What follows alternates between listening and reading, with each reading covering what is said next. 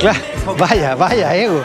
Vaya, lo vamos a transparentar de inmediato. Señoras y señores, bienvenidos a Mesa Central por la pantalla del 13, en simultáneo con Tele 13 Radio, con T13 en vivo y todas nuestras plataformas. Ya los ven en pantalla. El panel de hoy, Enrique Quique Mujica. ¿Cómo estás, Quique? Buenos días. Ya vamos a hablar de ti. Cristian Valdivieso, ¿cómo estás, Cristian? ¿Qué tal? Muy buenos días. Vamos a hablar sobre lo que piensa Cristian Valdivieso de Quique. Y Max Colodro, ¿cómo estás, Max? Muy bien, buenos días. También va a opinar sobre Quique Mujica. También voy a opinar. Que está ofendido porque le acabo de decir que se parece a George Clooney. Cáchate, se ofendió. No. Se ofendió. Preciso. No, si te hubiera dicho que te parecía Cantinflas, que si te digo te parecía Cantinflas, ya te creo, No, porque es más discutible. Dijiste la se última parece a película George Clooney. y Colodro dijo, se ve viejo. ¿Quién dijo? Colodro dijo, se ve viejo en la ¿Que última George Clooney película. se ve viejo? Un poco. ¿La viste, Jake Kelly? No, no la Jake vi. Kelly está en Netflix, una película nueva. Hace de un actor de cine. No, pero está bien. Yo creo que la autoestima de Quique Mujica está en alza. Yo creo que a esta altura de la vida es muy bueno que eso escale. George Clooney de Temu. Bueno, después de este incidente que pasó en la presentación del programa, podemos comenzar con los temas de hoy. La columna de Max Colodro de hoy es la tercera. Hoy se me quedó la tercera en la oficina. A ver si me la pueden traer, porfa.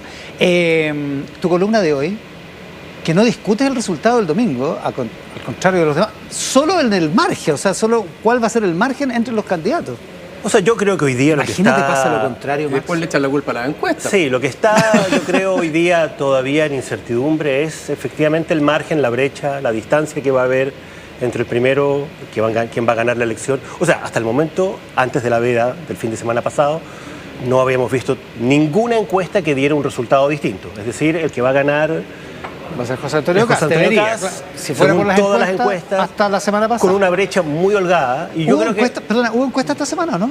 Hubo Sí. una, ¿no? Panel Ciudadano, Sí, de que circuló para el directorio de no sé dónde. Y yo creo que igual a la anterior. Y yo creo que la pregunta que conecta con el tema que vamos a conversar es si esta arremetida de Jara, este cambio de tono de Jara del debate de Archie, y probablemente que lo vamos a ver también el día del debate de Anatel, logra acortar, logra estrechar las cifras o no tiene efecto significativo. Yo creo que ese es hoy día el gran tema y la gran interrogante. ¿Qué piensas, Cristian?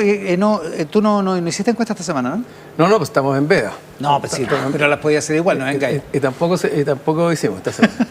Oye, pero lo que Solo mostraron... quería subrayar la veda. Sí, solo Exactamente. Yo creo que el escenario se ha estrechado un poquitito dentro de lo que pasaba originalmente o de los primeros aprontes.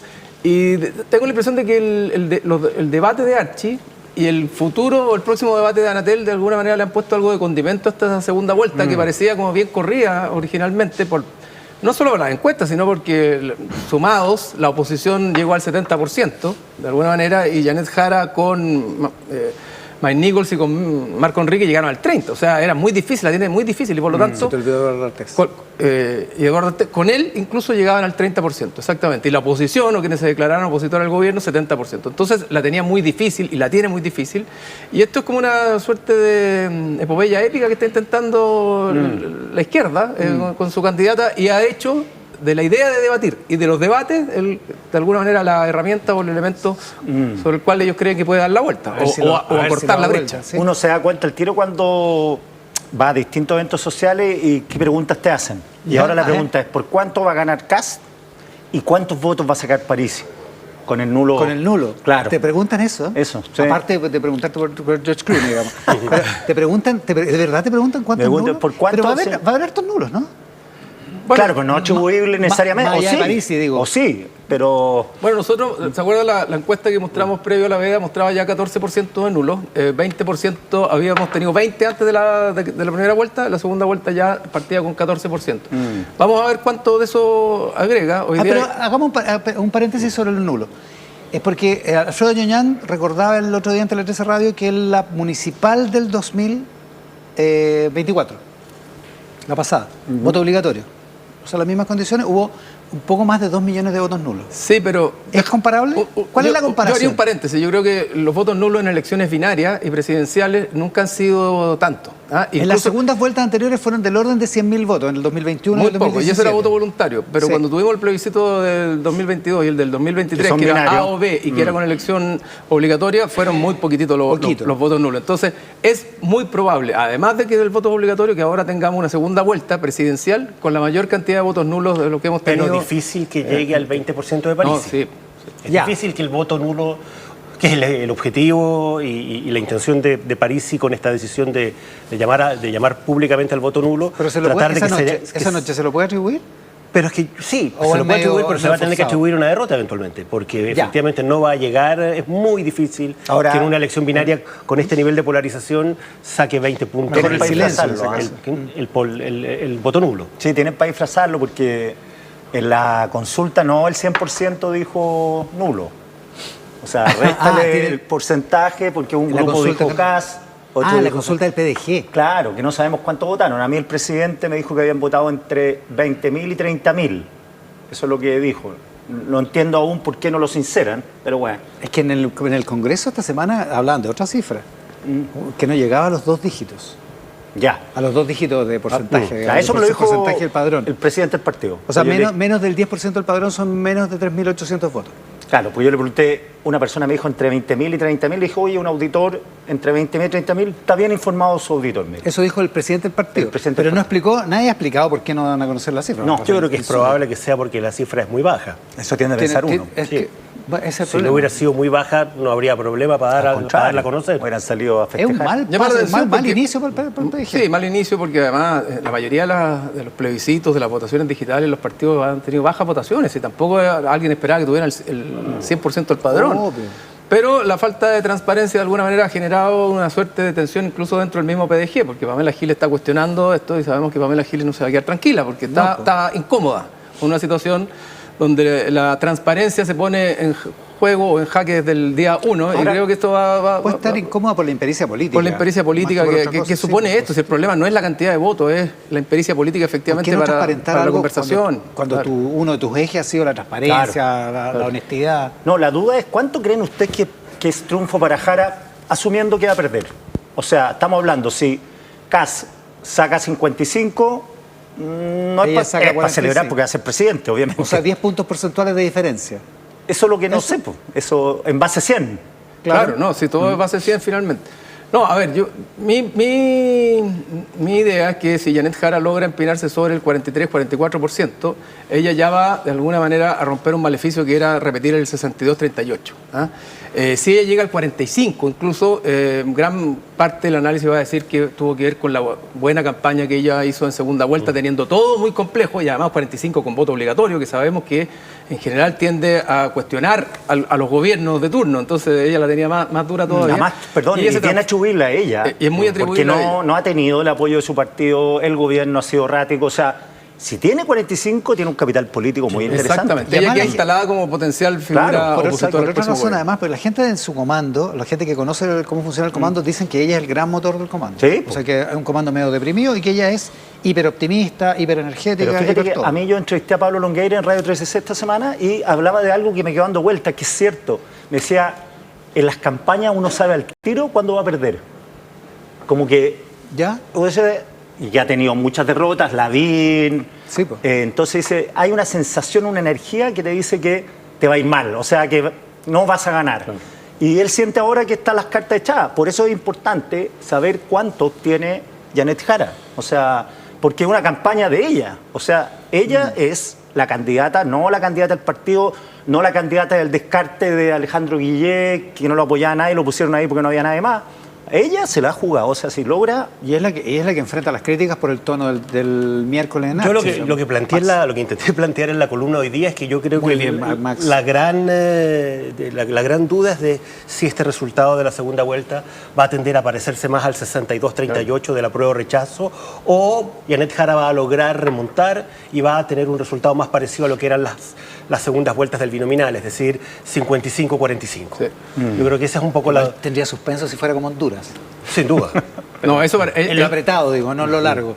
claro, no, y además tendríamos como una semana al menos No, por eso para no, saber los solo resultados. lo apretado, solo Por lo favor, apretado. O sea, yo no creo lo que digamos, no lo invoquemos. el oficialismo, la izquierda y la propia candidata respiraría de alguna manera aliviada si está en torno a un 55-45. O sea, una derrota estrecha más un parlamento como quedó, un parlamento binominal, como dices tú. Un parlamento en tu más columna de hoy día. binominalizado. Estrecha, digamos, menos del 15%. O sea, no va a ser menos del 10% probablemente. Claro, a ser pero que no esto se- cambie radicalmente. O sea, no se desfondan. No va a ser por 5, exactamente. Yo creo que después de la segunda vuelta, después de la primera vuelta, perdón, nosotros conversamos que ella había quedado en una posición muy incómoda y muy desempoderada, porque había llegado muy bajo, el 30%, y por lo tanto todo el mundo podía empezar a arrancar del comando.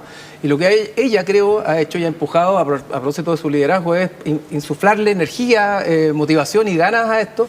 Y se la ha jugado bastante fuerte. Y creo que parte de la estrategia de ella durante los debates y el debate que vivimos tuvo que ver con eso. Es decir, yo estoy empoderada, yo estoy parada acá y aquí no me den por muerta. Voy ahí Exactamente. claro. Más allá de la performance y más allá de cuánto cortó la brecha, ella logró instalarse como que sigue en juego, sigue parada y sigue en carrera. Y logró, no me jodan, logró no me complicar jodan. a Kast finalmente. Kast ha estado complicado con el tema de los debates y yo creo que ese es probablemente uno de los grandes logros de esta segunda vuelta y de la campaña, del tipo y del tono de la campaña que ha puesto Janet Jara. Y logró sacar a su partido de la primera Además, línea. sí. Con todo lo que implica ello. ¿Cómo? para el ¿Cómo? PC. ¿En qué Logró sentido? sacar al PC de la primera línea de la campaña. Ella ha hecho no, una eso sin duda. Y, Ahora la jefa de campaña es Paulina Obano. y verbalizarlo. O sea, dice, no, yo soy candidato a todo. Sí. Exacto. Sí, ahora, Ahora, el republicano, José Antonio Kast, básicamente lo que hizo fue pagar el costo de la estrategia. Sí, obvio. O sea, como que siguió la estrategia y pagó el O costo sea, la por ello. estrategia en La eso falta de está energía, el funcionando. depende, todo eso. Sí. La estrategia en el sentido de complicar a Kast está funcionando. Está funcionando a Jara, claro. claro, y a lo mejor puede apuntalar los votos nulos, los votos blancos, los no votos u otras cosas, pero eso le ayuda a estrechar de alguna manera el margen y además la instala potencialmente, insisto, como posible opositora y quedarse con algún capital político, porque si ella perdiera por 20 puntos, queda absolutamente la inanición. Que un poco como Alejandro Guillet. Claro, muy... Que no sé si perdió por 20 puntos, yo creo que no, pero No, perdió por bastante menos, pero él sí, tenía como una por 9 posibilidad más cierta de ganar. Sí, Pero Exacto. eso era con voto voluntario y con el Chile Claro, del binominal todavía. claro. Ahora, dicho eso,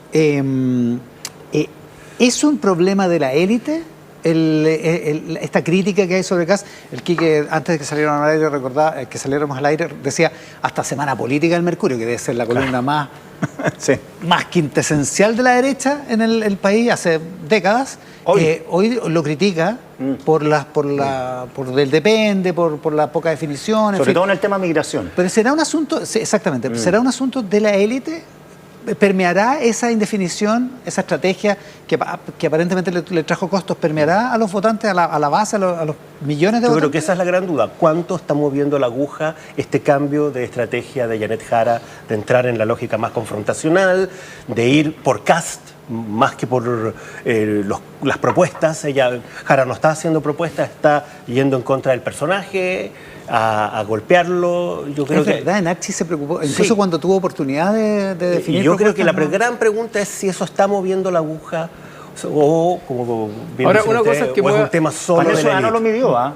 El debate. Sí, el debate 6% cambió de opinión. No dice si cambió para Jara o Kast. El No, claro, solo pero- 6% pero cambió que de pensaría opinión. cambiar de opinión. El sí. dato para el ciudadano te muestra que no es un problema de la élite, porque pregunta quién cree que gana el debate y el 41% dice Jara y el 40% Kast.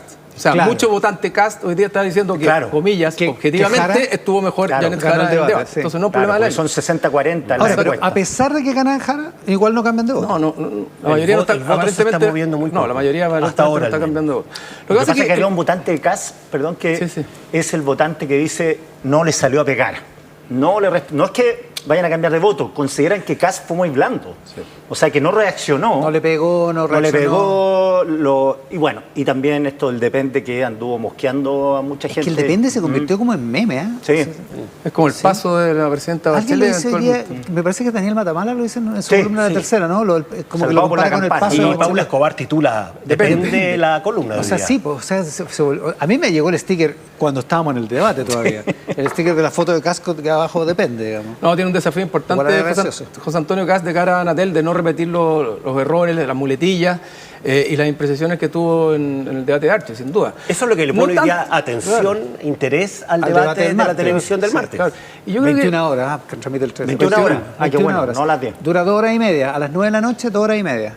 que Iván Valenzuela En Va a ser cuota la de pregunta, género. va a ser la pregunta, ¿no? En la cuota de género del panel. Claro, la cuota de Son género. todas mujeres. Son todas mujeres. Claro. Menos yo, digamos. Pizarro, Santa María, Urrejola, la Julia Vial. Julia y Carola Vial Urrejola. y Carola Urrejola, sí.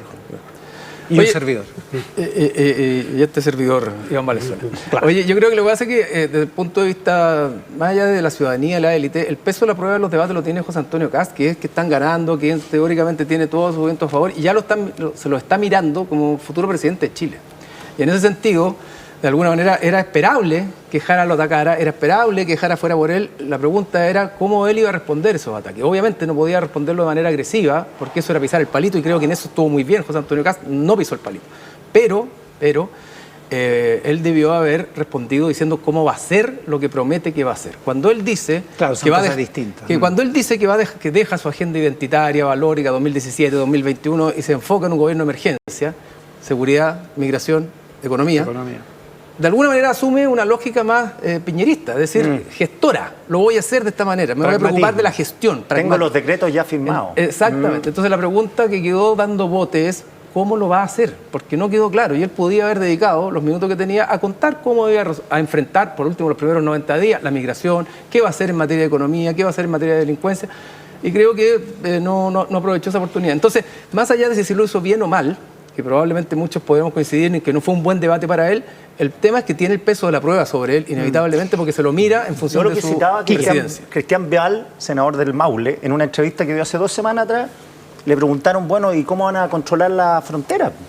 Dijo, bueno, yo me fui con Basalet y otros militares a la frontera, dormimos allá, alojamos, detectamos 2.300 pasos, hay unos que van a ser atacados con drones, otro con esto y otro con esto. Entonces uno dice, ¿será verdad o no será verdad? Pero tiene un plan. Pero será bueno o malo, con detalle. Entonces lo que uno espera... Hay un proceso. Claro, el migrante decir, por lo menos que dijera, van a ser 20.000 el primer año, ¿y cómo? Porque esto de que invitarlos a irse o que los empleadores le paguen el pasaje, de verdad que uno dice, bueno, si llevan 4 años con el tema... Bueno, y la mayoría de la gente... Debería tenerlo claro como para una respuesta de 2 frases. O capaz que cree que la solución es eso, pero suena raro que los empleadores le paguen a sus empleados, más encima si son irregulares. Claro, yo creo que la mayoría de la gente, no es la élite, sino que la mayoría de la gente sabe que la gran proporción de inmigrantes que son tan irregulares no tienen contrato de trabajo, por lo tanto, a nadie le hace sentido que un empleador le vaya a pagar el pasaje de vuelta. Y que además la ley a la que alude Kast tampoco se cumple. O sea, eso de que una persona extranjera, el empleador le tiene que tener el pasaje comprado de vuelta. No, o sea, son buena parte de conozco a nadie que haya cumplido eso. O sea, quebraría la mitad de las pymes. Bueno, para empezar, digamos. Ahora, lo curioso de todo esto es que el momento de más energía de José Antonio Kast y el más taxativo, el más decisivo, fue cuando le hablaron de Jorge Giró, de su principal encargado económico, y se jugó al 100%, quizás sí, más de lo prudente, pero ahí fue súper taxativo.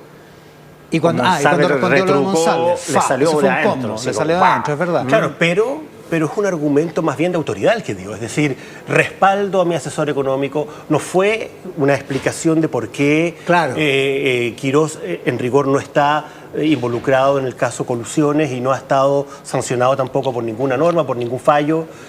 No logró explicar tampoco. Fue simplemente una señal de autoridad. Esbozó la respuesta, dijo... ¿Lo han sancionado por algo? Bueno, pero, y como que encaró a la periodista que era la Octavia arriba. De hecho, de alguna manera, de otra manera, no fue capaz de argumentar por qué le mantiene la confianza y de alguna manera cuál es el relato que tiene para asegurarlo como eventualmente... Le mantiene la confianza aparentemente porque no hay todavía ningún fallo que lo sancione. Ya, pero ¿no es curioso que se juegue ahí y no se juegue en las respuestas de los temas que son los fundamentales de su campaña? Mira, yo tengo... Bueno, aquí uno puede opinar cualquier cosa porque está mirándolo de afuera, pero tengo la impresión de que la estrategia de los... Tú no eres el candidato, Cristian. Ni el candidato ni el asesor. Afortunadamente. Ni de frente ni en la sombra. Pero tengo la impresión de que la estructura, la estrategia de debates de primera vuelta le permitían a José Antonio Kast mantener esta lógica un poquito más equidistante y más orientada a las cuñas, porque eran 8 candidatos. Zafar por lo tanto, los tiempos eran fácil, mucho menores. Y tengo la impresión de que no visualizaron bien que el debate de segunda vuelta era un debate de 2 personas donde no solo debatían entre ellos que se podían confrontar, sino que habían periodistas que iban a tener mucho más tiempo y posibilidades de hacerle preguntas a los candidatos, no más incisivas, más preguntas. Entonces es un contexto muy distinto al debate de primera vuelta. Ahora consignemos que va ganando.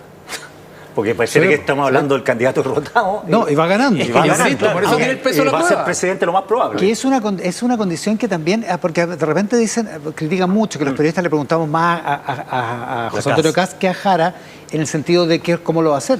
Pero evidentemente el que vaya ganando provoca un interés en ese sentido, digamos. O sea, es lamentable decirlo, pero lo de Jara pierde interés precisamente porque lo más probable es que pierda, digamos. Hay un problema. Hay más ganas de saber cómo lo va a hacer quien teóricamente, o más probablemente va a estar en la moneda. Exacto. Por eso la gran incertidumbre, muy juicio que se mantiene hasta ahora y que se va a mantener hasta el próximo domingo, es si esta estrategia, este cambio de estrategia de Jara, que a mí me parece un cambio inteligente, una decisión inteligente, esto de ir por Kast, más que por las propuestas, va a lograr tener un efecto desde el punto de vista de acortar la brecha significativamente. Se abrió una controversia por una cosa que dijo el diputado José Carlos Mesa del Partido Republicano en CNN Chile, donde dijo que él estaría en la disposición de indultar incluso a violadores, a pederastas, digamos, a violadores de menores, y se armó una controversia. ¿Cuánto de esa controversia sigue abierta precisamente porque José Antonio Kast no la cerró en el debate de la Archi? Sí, un error del diputado. La orden es callar hasta después del 14 de diciembre. Esos son caluguitas y regalitos para Janet Jara, para Anatel. Claro, ahora, Juan, yo insisto, la gente conoce lo que piensa Kast, o la mayoría de la gente conoce lo que piensa Kast en distintas materias. No es un marciano que aterrizó ayer. O sea, y la gente está dándole su voto y lo más probable es que sea presidente de la República con todo lo que es él, su historia, su biografía, sus pensamientos.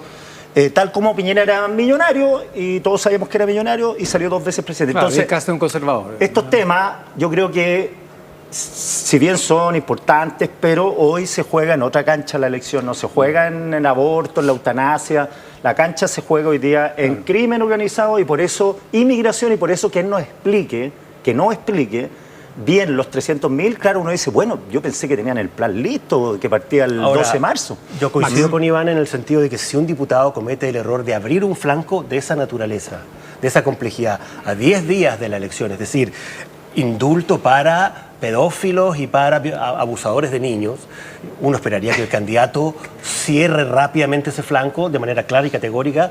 O sea, ese tema, inevitablemente, en la medida que quede abierto, va a ser probablemente tema del próximo debate del martes. Ahora, él dice, no está en mi programa, pero no sé si está cerrado. Yo creo que va a ser tema, obviamente. Probablemente sea tema el martes. Es un flanco que tiene que cerrar de entrada José Antonio Kast en el debate es que tiene del martes, para que no vi... se transforme en el tema del debate. Claro, tiene que cerrarlo. Tiene el problema que le pueden preguntar, ¿está de acuerdo con su diputado para indultar a pederasta? No, ningún pederasta va a ser indultado en mi gobierno. Y Krasnov le han aplaudido. Sí, pero es que tiene que cerrar el asunto de indulto completo. Claro, o sea, de hecho, la propia Janet Jara ayer dijo que la respuesta de Kast era insuficiente, lo cual de alguna manera anticipa que Jara va a ir por ese tema el día del debate. Obviamente. No, y lo otro es que cambiar de opinión, más allá de que uno dice, mira, la ciudadanía conoce lo que piensa José Antonio Kast, José Antonio Kast también puede haber cambiado de opinión en ciertas materias.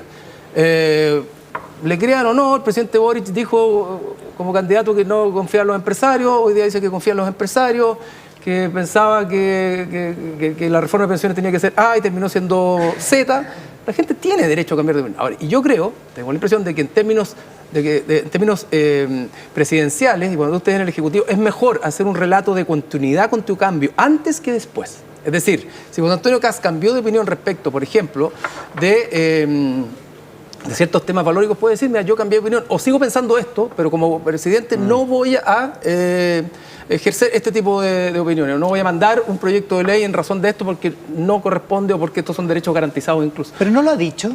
Bueno, yo creo que lo ha dicho, pero en los debates no ha sido explícito decir... Respecto a la eutanasia fue bastante ambiguo. Claro, estoy en contra del aborto, pero no me voy a preocupar del aborto por estos 4 años. Y en la eutanasia no fue claro en la eutanasia. Es decir, mira, voy a vetar el proyecto, no lo voy a vetar el proyecto, voy a enmendarlo, voy a cambiarlo. Porque además fue muy así, porque dijo, no, vamos a dialogar con el Congreso, eso se llama veto. Eso. Él puede decir, él tiene, es muy raro tiene eso. todo el poder hoy día para decir qué es lo que cree que conviene y qué es lo que él cree o quiere hacer. Ahora, creo que es mejor construir ese relato todo esto dejando en claro que el que tiene hoy día la inmensa probabilidad de ganar la elección es Kast. Y por eso es el objeto de análisis. Por lo tanto, lo que estamos discutiendo es si estas cosas en definitiva pueden acortar una brecha que hasta hace una semana atrás era una brecha enorme. Por eso digo que lo que él tiene puede ganar tiempo apurando ciertas cosas, porque lo más probable es casi seguro ya ganó. El tema es que ya lo están mirando como presidente. Y a lo que voy, eso es porque el tema de la inmigración no es que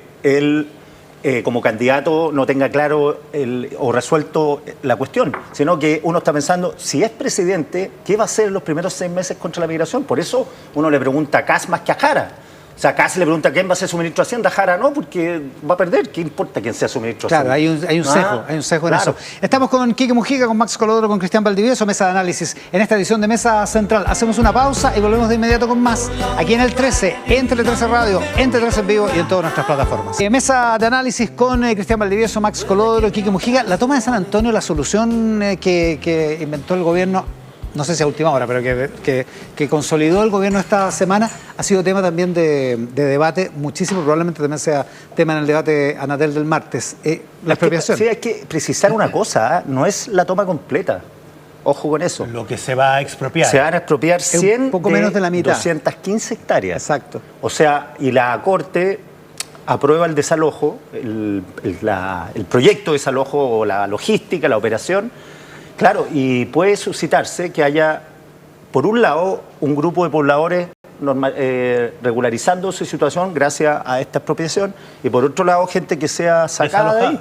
Y si uno ve lo que pasó en el Cerro 18, que era bien limitada y escueta la parte por recuperar en una quebrada, que es peligrosa, muy peligrosa, y quedó la tendalada, pero fue manejable. Y eran 30 familias. Sí, pero fíjate que contaban que llegaron en la noche un grupo de personas ajenas a la población y que sacaron toda el agua que hay para apagar incendios. Exacto.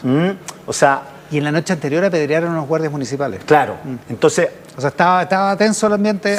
Si alguien quiere emporcar la salida del desalojo de San Antonio, lo hace. Bueno, decía el ministro Carlos Montes esta semana en Televisión Radio que ese era uno de los problemas. Claro. De intentar el desalojo porque era, primero, mucha gente, muchos niños, 3.000 niños. Que es mucho activista. En total, y mucho activista. Mucho activista que va a todas las tomas aunque no vivan ahí. O sea, y que te puede bloquear la Ruta 78, la Autopista del Sol, claro. Y eso es un problema económico, logístico. Y activismo que lleva organizado mucho tiempo. Esto desde los 90 en adelante. Yo creo que los primeros grupos de protesta eran los relacionados con comités de vivienda. Una vez yo estaba director de prensa de TVN, se tomaron el canal, me acuerdo, el 2011, un grupo de pobladoras que quería autoconstrucción. Sí. No querían que el estado de Maipú eran. Y eran todas bien militantes, y estuvieron ahí 3 horas. ¿Y acá también? ¿También? También. Yo creo que el tema... ¿No te tocó a ti eso? Sí, yo creo que acá también. No, fue acá. Fue acá. La que toma de TVN fueron los estudiantes de Medicina La Chile para el 2011. Pero que acá fue. Acá, ahora me acordé de la oficina. Es un tema súper complejo, un tema muy complicado. Una cantidad de tomas en el país que uno dice, aquí, claro, hay que desalojar 1, 2, Hay 3. 1.400 campamentos. Pero claro, la cantidad de campamentos es impresionante. Entonces, solucionar uno no va a arreglar el problema general, pero si tú no empiezas a ordenar las cosas de uno por uno, no vas a poder ordenar nunca lo general. Bernardo Donoso, que es jesuita, que está a cargo de Techo para Chile, me contaba esta semana que lo entrevistamos, 60 personas viven en algunas casas en el Independencia, Recoleta, 60. Claro, no son campamentos, no son un baño. Claro. Un baño. O sea, ni siquiera 2 baños. Un baño para 60 personas. No sé, hay un problema, es evidente que hay un problema. Además que la gente de hecho tiene razón en una cosa, y es que la gran mayoría no está por vocación en un campamento. Llega ahí por un tema de pobreza finalmente, porque no tiene otra opción de vida. Que es lo que dice Carlos Peña en su columna de hoy en el Mercurio. Exacto. Otra cosa es que de alguna manera algunos activistas o intereses creados, incluso el narco u otros, hacen de eso también un negocio, ¿te fijas? O gente que hace tomas ilegales y después lo subdivide e invita a la gente a tomarse los terrenos. Es muy complejo el tema. Estoy de acuerdo que efectivamente el tema es muy complicado, el desalojo de esta enorme cantidad de familias con niños, con mujeres, con gente de la tercera edad es una cosa muy difícil, pero yo creo que aquí también en la manera como el gobierno ha manejado esto ha habido cierta intencionalidad política, en el sentido de tratar de llegar al límite del tiempo para que este problema en definitiva quede en manos del próximo gobierno. Es interesante el punto. Carlos Montes dijo esta semana en Televisión Radio que el gobierno nunca quiso desalojar. O sea, el fallo de la Corte Suprema es del año pasado. Es de marzo. De marzo de este año, el último, el cúmplase. Por lo tanto, el gobierno esto, negociar, comprar el terreno. Y efectivamente no va a desalojar este gobierno. O sea, el gobierno quería evitarse el problema en la primera vuelta, ¿se acuerdan? Porque el desalojo estaba... justo antes estaba mandatado antes de noviembre. Lo movieron. Después de la segunda vuelta también lo movieron. Y ahora probablemente el desalojo se va a producir con el próximo gobierno. Obviamente. Entonces, yo creo que esa fue un poco la intencionalidad de este juego de prolongar, de no aceptar... y de no implementar el fallo de la Corte Suprema en el momento. Claro, yo creo que hubo una intencionalidad política clara. Sí. Además, suponiendo que la moneda hace esto porque Kast va a ser el próximo presidente. Sí. Y no Jara. Fíjate que cuando tú entrevistaste al ministro Montes, yo como que en lo que él dice le encontré toda la razón. Pero me pareció también después dándole una vuelta como que él no estuviera terminando 4 años ya de ministro. Como que él se queda con el diagnóstico, está lleno de tomas, es difícil, Tiene que haber capaz que distintas tengamos que filas. hacer más de una fila porque la Eso lo fila encontré muy única no está complicado. sirviendo. Eso de que hay más Pero de eso es una parte del fila ahora. diagnóstico, no es parte de la implementación. Te fijas, él está terminando 4 años de ministro y por lo tanto debiera decir cuál es, dar cuenta de su gestión. O sea, la no señal, que se, necesariamente le hacer un da, diagnóstico la de señal los que se le da a la gente es que ya no solo no hay una sola fila, sino que por lo tanto tú ya no sabes en qué fila estás. Es complejo. Es una cosa muy complicada. Y hay unos que están en una fila que va por la berma y otros que van por la carretera en el ¿A taco. cuál fila se va a privilegiar? ¿A Claro, cuál porque- no? Y la O sea, metáfora porque es si muy va- mala. Hay Si unos va que a haber están más pagando fila, peaje y otros que no están pagando peaje. Claro, porque si va a haber más fila, por lo menos lo que puedes esperar, aspirar, es a que estén los criterios claros. Claro. Para ver cómo avanzan las Claro, filas. ¿y en qué digamos. fila estoy? ¿Y cuáles son los tiempos? ¿Y cuáles son los plazos? Es como cuando estás en la farmacia o en el banco, que uno sabe que ahí los adultos mayores van en una fila Oye, distinta. y la fila, yo lo hago con el alcalde, la fila dura 8 años. Sí. 8 años. 8 años con suerte. Con suerte. O sea, yo conozco gente que ha estado 14, 15, Claro. 20 años en la fila. Esa es la fila de la Sí, gente po. que no está pasando por la berma. Sí, No, y la no señal, ha pasado por la la señal es berma, mala porque es ambigua. O sea, si alguien se salta la fila, ¿cuál es psicológicamente lo que genera en el resto? Vamos Todos todos queremos saltando saltarnos la fila. po. ¿Te fijáis? O sea, la fila no sirve. Claro. Es complicado. Encuentro Nacional de la Industria esta semana, la SOFOFA hace su comida anual y es la última del presidente Boric, que aprovechó de meterse tangencialmente en el debate presidencial, en términos de que el país no se cae a pedazos, fue como lo más llamativo de lo que pasó ese día. Pero hay una encuesta que Criteria hizo para la SOFOFA que habla sobre el crecimiento económico, sobre una revalorización eventualmente del crecimiento económico. Sí, efectivamente algunos datos fueron dados a conocer ese día, en ese encuentro, pero el objetivo de mostrar algunos datos ahora, más allá de que parte del estudio lo haya pedido la SOFOFA, es de alguna manera conectarlo con uno de los temas centrales de esta elección, que tiene que ver con la economía. Y de alguna manera hay una suerte de revalorización del crecimiento económico en la sociedad hace un buen rato que se viene dando. Hoy día hay una prioridad importante en la sociedad, casi como que el crecimiento se hubiera transformado en una suerte de causa, pero muy importante decir que no es el crecimiento per se lo que la gente valora. Es decir, la gente valora el crecimiento, pero porque asocia porque con crecimiento provoca algo. mejor calidad de vida, y eso no lo perdamos de vista. Mejores empleos, mejores sueldos, más oportunidades para la vida concreta, de alguna manera. Eso es lo central de esto. O sea, si me hablas de crecimiento, hay que crecer. Claro. No me hables solo de crecimiento, Es que sino esto es muy crecemos. interesante. Exactamente. Me parece que Pablo Ortúzar lo dice en su columna de hoy en La Tercera, que en algún momento el país iba por una senda de eliminación de la pobreza muy importante, y en algún momento las prioridades cambiaron. Yo esto se lo escuché hace por lo menos 10 años, yo creo que más de 10 años, a gente como Benito Baranda, a la gente del Hogar de Cristo, la gente de las organizaciones solidarias que empezaron a decir, muy en sordina y siendo poco oídos, que estábamos abandonando la pobreza como meta, que estaba empezando a, como el país estaba creciendo de manera muy Y como importante. la élite lo estaban pasando el descuento, entre lo que incluyó Entonces, parlamentarios de todos los Y sectores. también estudiantes universitarios, Estudiantes universitarios. que es lo que plantea Pablo Ortúzar en Y su el columna relato de era hoy. que éramos un país de clase media, ¿te acuerdas? Exacto, entonces que la pobreza como se había reducido, entonces nos estábamos olvidando de eso y eso lo advirtieron, lo dijeron, gente como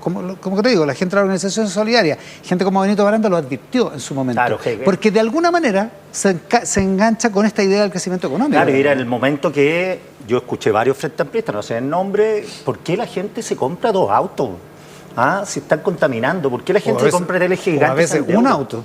O un Sí, auto, entonces sí, ¿por po. qué? Porque contamina, entonces era totalmente extemporáneo cuando- a lo que estaba pasando y las personas se fueron empobreciendo, claro, y hablamos hasta de decrecimiento. Sí, pues, y entonces ahora tenéis 1.400 campamentos. de Cuando nuevo. parte el movimiento estudiantil, el país, asumimos que teníamos un país con la cantidad de recursos suficientes como para financiarle la educación superior a los jóvenes de más altos ingresos, bueno, porque el país ya no tenía estas urgencias. Pero Max, yo me acuerdo acá en este canal, en el estudio 5, para ser más preciso, una especie como de teletón que hicimos con Techo para Chile, que en esa época todavía se llamaba Techo para Chile, donde se señalaba el final de los campamentos, porque Claro. se juntó plata suficiente como para erradicar los últimos campamentos. Eso fue una transmisión larga que hicimos acá en este canal.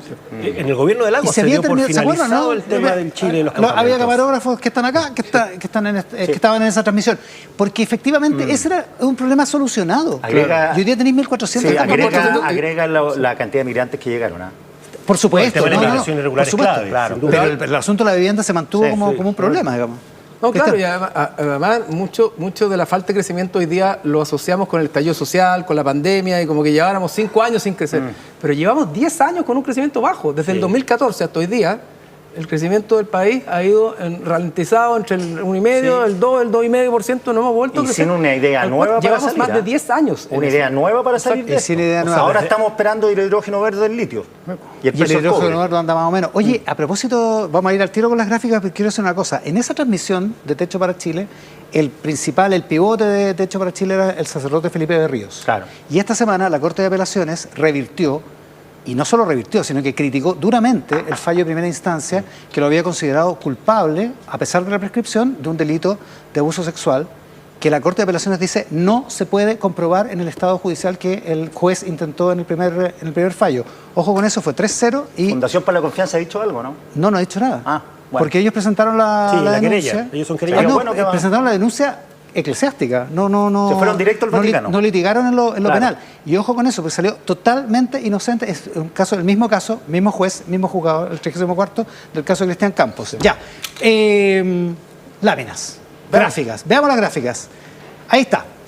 Crecimiento económico. ¿Qué tan de acuerdo o en desacuerdo estás con la frase? La primera prioridad que debe tener el país es el crecimiento económico, Cristian.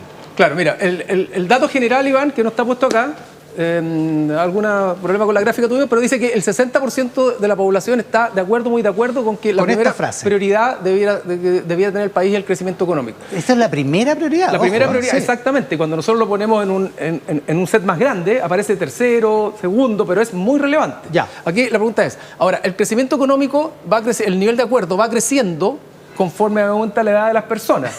Pero entre los más jóvenes ya hay un 49% de personas que están de acuerdo, muy de acuerdo con esta idea. Que es alto para esa edad, que es más idealista. Es alto y ha ido más... subiendo. Claro. Pero que el 60% hable de esto, no nos olvidemos que el crecimiento estaba muy mancillado hace no tanto tiempo. Está puesto en tela de juicio. Y a nivel de identidades políticas, y esto es importante tenerlo presente, es la derecha, la gente que se identifica con la derecha, la que está más de acuerdo con la prioridad que tiene que tener el crecimiento económico. Que eso es tradicional, ¿no? Es tradicional. Pero mira, la gente que no se identifica en el eje izquierda-derecha, el votante en gran medida donde se articulan los votantes más obligados, ¿verdad? Aquella gente que no está jugando el juego tradicional de la izquierda y la derecha está muy de acuerdo, casi el 60% está muy de acuerdo con ese tema. Y eso es lo que eso es hace muy notable. Probablemente que toda la discusión sobre crecimiento, sobre economía, sobre liquidez que tuvo la elección de la primera vuelta haya sido tan fuerte, y de hecho lo recogió muy bien Franco Parisi, que él fue el que más Eso te iba a habló de medidas para la liquidez cotidiana de las personas. Qué razonable es Exactamente. ligar esas dos cosas. Siguiente lámina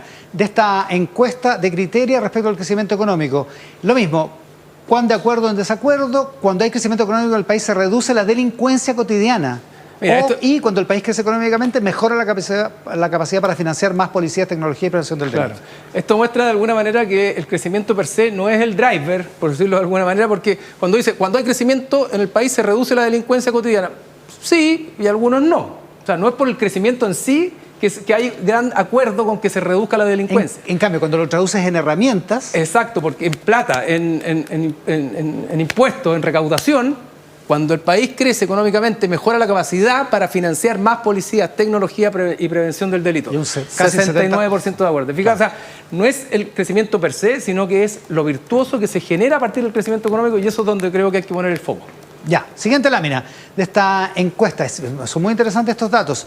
También, de acuerdo o en desacuerdo, cuando hay crecimiento económico se reduce la delincuencia. No la cambiamos. Está la misma. Es la misma. Cambiemos de lámina, por favor. Señor director. Ahí está. La búsqueda de permanente crecimiento económico daña el medio ambiente. Sí, y aquí quisimos hacer una comparación entre lo que pasaba en mayo del 2017, del 2019, ya previo al estallido social, en esa época donde el 48% de la población estaba de acuerdo con que la búsqueda permanente de crecimiento económico dañaba el medio ambiente. Casi o sea, la era mitad. un costo importante, Claro. y solo un 22% estaba en desacuerdo. Y lo medimos ahora, en noviembre de este año, y resulta que del 48 pasamos al 29. ¿Eso qué quiere decir? Que hay prácticamente 20 puntos. Claro, y sube mucho el ni de acuerdo ni en desacuerdo. Es decir, la gente entiende que hay que buscar una compatibilidad, que las dos cosas no son lo uno o lo otro, pero que quedarnos en la tensión de si esto es solo crecimiento o esto es solo medio ambiente, finalmente es un problema porque nos deja medio Ahora, paralizados. en situaciones de escasez, porque se puede leer también, sí daña el medio ambiente, pero la verdad que por ahora me da lo mismo. Prefiero tener plata para Prefiero combatir la tener plata. delincuencia, por ejemplo.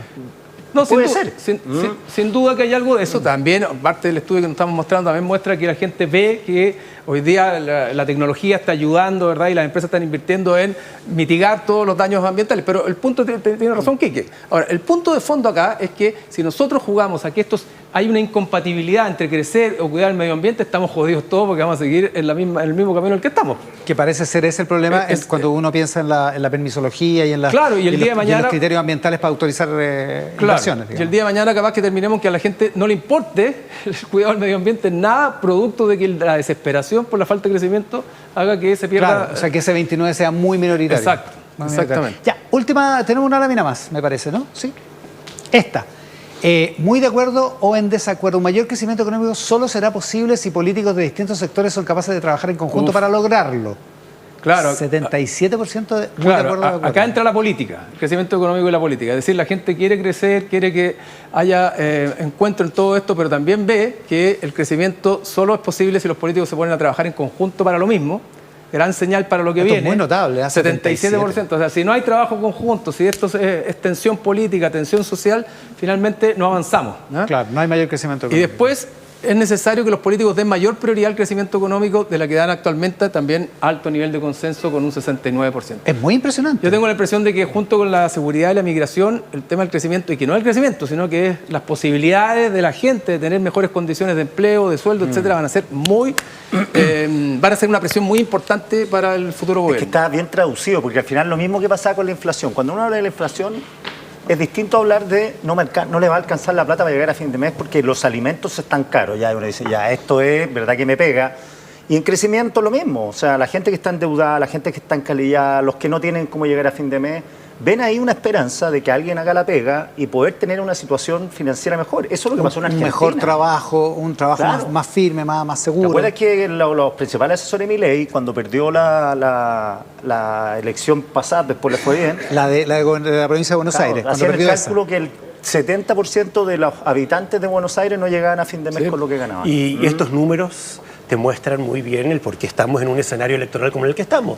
El tema de la victoria cultural de la derecha. Es decir, el 60% del país ahora coincide con este 78% de gente de derecha que considera que el crecimiento es la principal prioridad, pero todavía la izquierda está en el 37%. Entonces yo creo que ahí de alguna manera se explica el por qué hoy día hay un sector muy importante del país que está apostando más bien a una candidatura de derecha. Claro, un ecosistema favorable. Claro. No, y también tengo la impresión de que la misma gente siente que ya no solo se trata de subir el sueldo mínimo, el sueldo vital, que ayuda evidentemente, pero que no es suficiente, porque si no hay crecimiento económico la gente no puede aspirar de verdad a mejores sueldos, más allá de lo que diga la ley cuál es el piso mínimo, porque el piso mínimo es mínimo, no es suficiente para vivir. Una espiral inflacionaria que Chile no conocía desde los 90.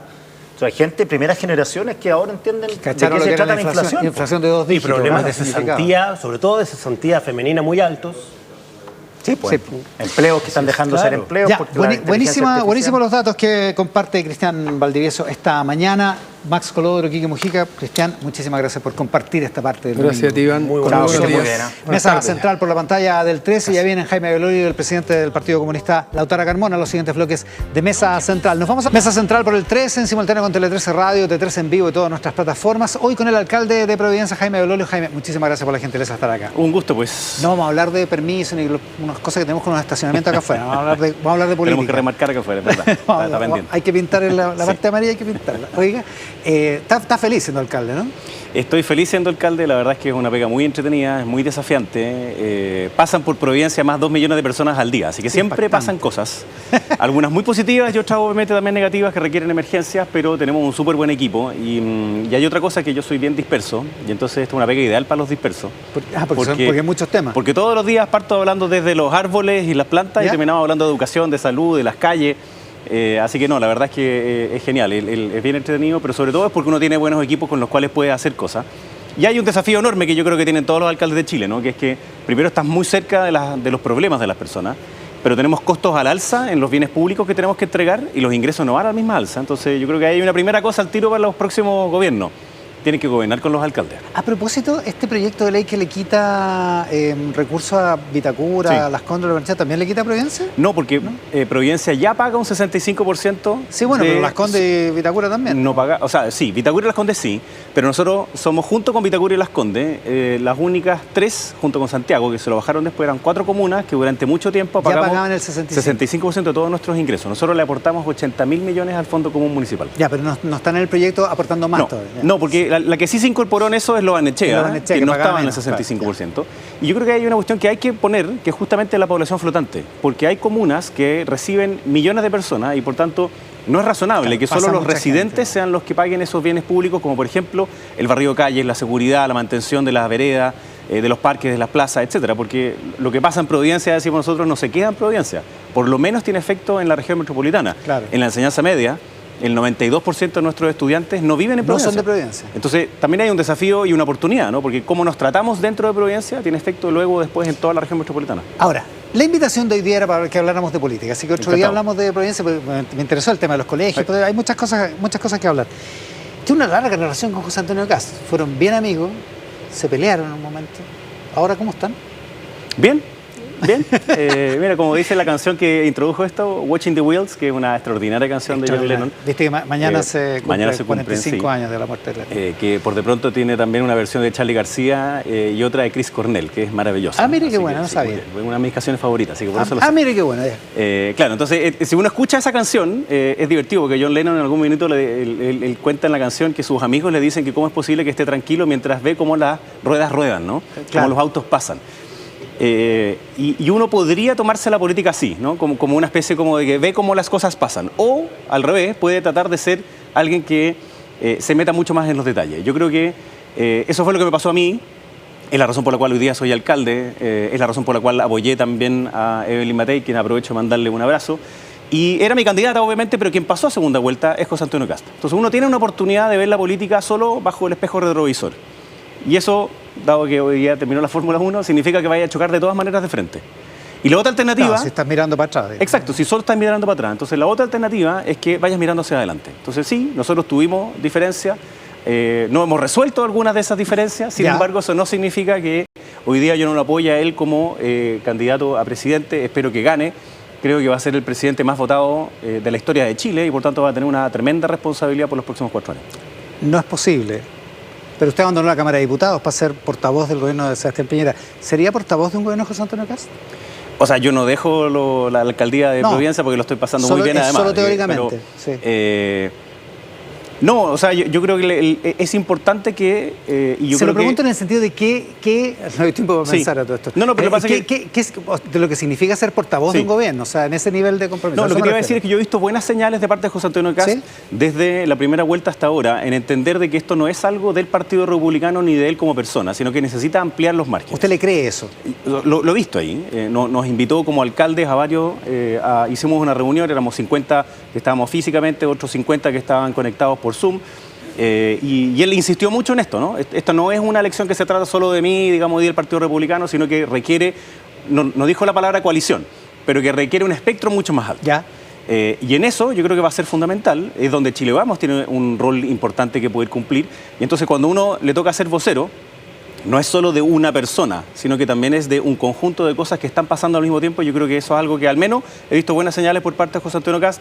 Me alegra, por ejemplo, más que la incorporación, el apoyo de la familia Piñera, que creo que fue extremadamente generosa, de Eduardo Frei, de personas de demócratas, de independientes, porque eso también te amplía la mirada. Yo creo que hoy día el desafío es más parecido al apruebo rechazo que a otras divisiones del pasado. Pero usted que tiene tanta experiencia como vocero, como portavoz, ¿qué diría? Si fuera portavoz de Cast, ¿qué diría cuando lo critican por depende? Por las inexactitudes o las... Sí, es que justamente indefiniciones. como mi ADN es contestarlo todo, yo entiendo que tiene que haber un punto intermedio, ¿no? Entre no decir y contestarlo todo.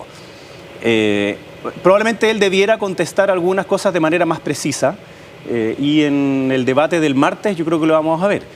Son 2 horas 40 de debate, es largo, son 5 periodistas que van a estar preguntando, por tanto es más difícil hacer que corra el tiempo. Yo creo que, en todo caso, estos debates modifican bien poco la decisión, porque lo estructural hoy día está puesto en orden y seguridad. Esa es la razón por la cual creo que José Antonio Kast ha sido consistente en... tuvo un bajón en algún momento y después subió de nuevo y pasó con una muy buena distancia sobre el tercero cuarto. ¿Orden y seguridad, más que economía? Pero es que por ahí. dentro de la seguridad yo no diría que es solamente crimen, sino que también es como certezas en que las personas quieren poder caminar tranquilos por las calles, mantener sus trabajos y que haya un Estado que, en vez de ponerle trabas, los ayude a resolver sus problemas. O sea, que sepan que si se enferman no van a tener que estar esperando tantos años en una lista de espera, que si se queman sus casas producto de un incendio... Seguridad en el sentido amplio, digamos. Seguridades. Si se queman sus casas se van a poder reconstruir y no como en este gobierno. Entonces, yo creo que en eso José Antonio Kast ha sido mucho más claro en este gobierno de emergencia. Y eso es lo estructural de la campaña. Ahora, dicho eso y asumiendo que es correcto lo que usted dice en términos de que lo estructural es el gobierno de emergencia, y asumiendo también que el éxito es un buen lubricante, digamos, igual no va a ser tan fácil tener en perspectiva un gobierno con gente que los trató muy mal, digamos, ¿no?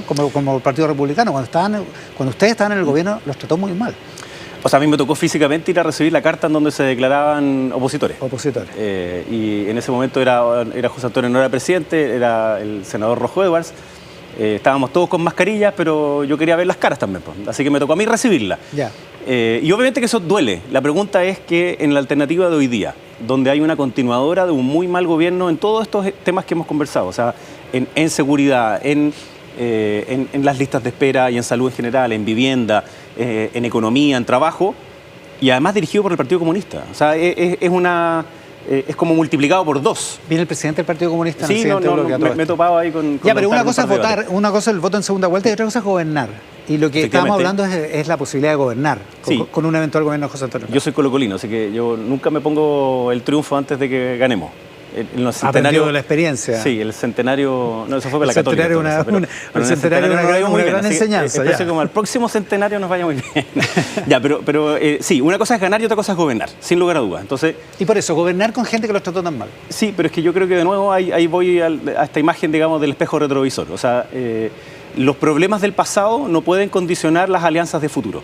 Y yo creo que ya estuvimos juntos en el último tiempo. O sea, el apruebo-rechazo fue una cuestión relevante, donde llegamos a ese 62%, que incorpora gente inclusive del PDG.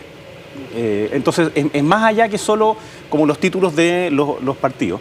Y yo creo que es necesario para Chile que se gobierne en una unidad. Entonces, yo creo que tiene que estar no solo disponible en Chile Vamos a entrar, sino que creo que va a ser muy importante Chile Vamos para el Partido Republicano y para José Antonio Kast para poder hacer las cosas que hay que hacer. Si se dieran esos números, 62-38, los números del rechazo, ¿no le da susto que Republicanos intente pasar la aplanadora a todo el sector de la derecha?